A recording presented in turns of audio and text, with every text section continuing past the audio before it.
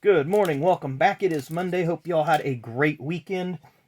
As you notice by our title, it's Mailbag Monday. Got 20 random NASCAR hero cards that we will show you here in just a minute. Shout out to BMS Racing 24, who let me know the other day, and I'd kind of let it slide, forgetting about it. Next weekend is the Daytona 24-hour race.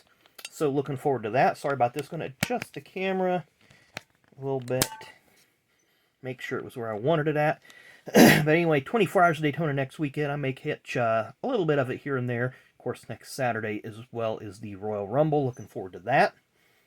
And then, of course, you got football playoffs going on right now. And the Busch Clash at the Coliseum will be coming up soon. So lots of big events going on.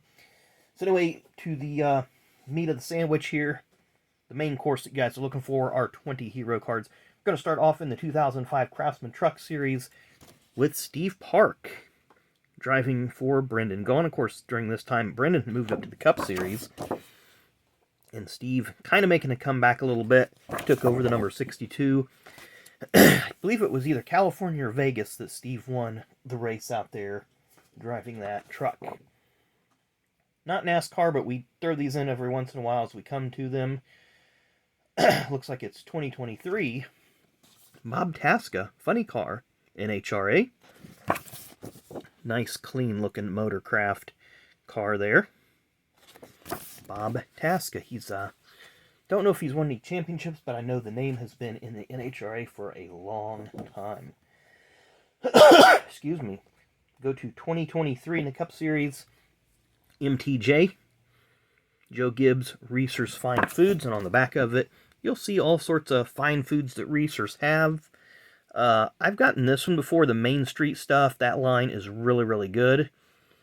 Never tried any of their deli, like their potato salads or anything like that, but the Main Street Bistro line, it's really good. Up next, and I just noticed this one, and you'll see it here in just a second. Let's see here. What year is this one? 1995. It's Rusty Wallace. And if you look, it sits at an angle. It's not a rectangle. It's slightly a parallelogram here. Rusty Wallace. That splash of color that they put in there before they went to the Blue Deuce. Little information there. I'll zoom in a little bit there so you guys can read it a little bit better. But it just kind of gives you a little bit about the Rusty's 1995 Miller. And it was Miller, just Miller Brewing at that point. It wasn't Miller Genuine Draft anymore. Up next, 1997, back to the Truck Series. Randy Tolma with IWX Motor Freight. I believe for the most part this team was based out of Indiana.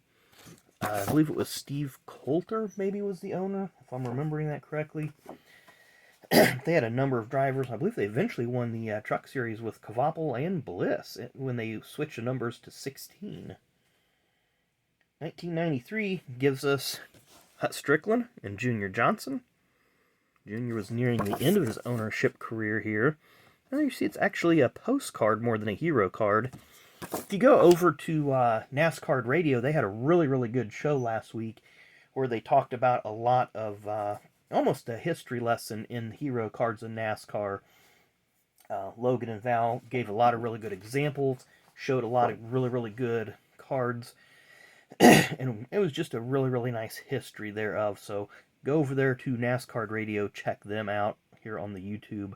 I think they'd appreciate, stopping in. A lot of card history with those guys, lots of deep knowledge. I can really appreciate what they bring to the table. Up next for 1998, pretty sure it's 98. I'm not seeing anything that would suggest otherwise. Mike Skinner. I mean, I'm not seeing any 50th anniversary logos, but it only goes up to 97 on the highlights. So it talks about Lowe's. We have a front one that's vertically based here from 1995. In the Busch Series, Mark Martin driving that famous number 60 Winn-Dixie Ford. There's a little black and white picture of it. There's his career highlights. And a little bit of personal information there about Mark. I'm not sure that Winn-Dixie exists anymore, and if it does, I think it might have been bought out by Kroger, if I remember correctly. 2011 brings us Truck Series driver Todd Bodine, who was the 2010 champion. I believe that was his second championship. I believe he won his first one in 2004, maybe. I'm sure this will tell us. First title came in 2006. So, 5 years apart there. 1999 Truck Series driver Terry Cook, the Sealmaster Chevy for Thor Sport Racing.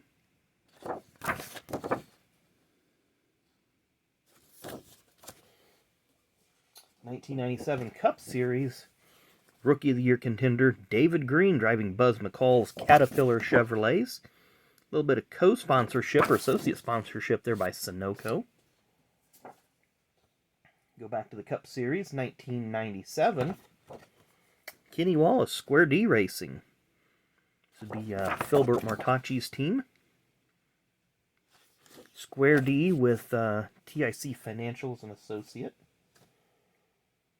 Looks like 1990 or 1995, so the first year of the Truck Series. Sammy Swindell, and look how archaic those trucks look. Very, very simple looking truck, very square body. They're still square bodied, but they're a lot more aerodynamic now. Of course, Sammy, a multi-time World of Outlaws champion. There's a little bit about Sammy, a little bit about Channel Lock. 2023, back to the Cup Series. Brad Kay. So I'm wondering if, well, I got thinking here recently about the King's Hawaiian car. That Brad could be considered a role model. Haha. Role model. But those King's Hawaiian sweet rolls, they are great with just about every savory meal, dinner that you can think of. We go from 2023 to 2018. This one's really a thicker card. Cup Series driver Jamie McMurray, and it's actually the biggest one of this bunch. You can see it's quite a bit wider. It's the same height, but the width is a little bit wider. But Cessna Aviation. Jamie McMurray, the Missouri driver. Joplin, Missouri, his hometown. Excuse me, 1997. First year driving this car, Mr. Ricky Craven. First race out, gets a third place finish in the Daytona 500. Not too bad. And the worst part about that third place finish for Ricky is he was the lowest finishing Hendrick driver in that race. Of course, Hendrick drivers took 1, 2, and 3. 2004 Craftsman Truck Series. Bobby Hamilton Racing with Bobby Hamilton and Chad Chaffin. Got to meet Chad Chaffin here during this season at the local Meijer. I've got a couple hero cards that he signed for me. It was really weird. I went there and he was by him. I mean, it was the day after the Raceway Park race, and I believe he had actually won that race. And a few weeks prior to that, David Starr and him got into it at Gateway. He's like, man, you should have won Gateway. He's like, yeah, that happens. He was very friendly. You know, talked for a few minutes, and I went about my way. But I felt bad because there was literally nobody there. It was, of course, you're, at this point, 40 minutes from the track, so I don't think anybody was staying near the track was going to drive all the way up here for the Chad Chaffin signing. But it's still a fun experience. We go to 2022. And Kyle Busch Motorsports, Rowdy, with the 51 truck there. You got the Safe Like truck and the JBL truck.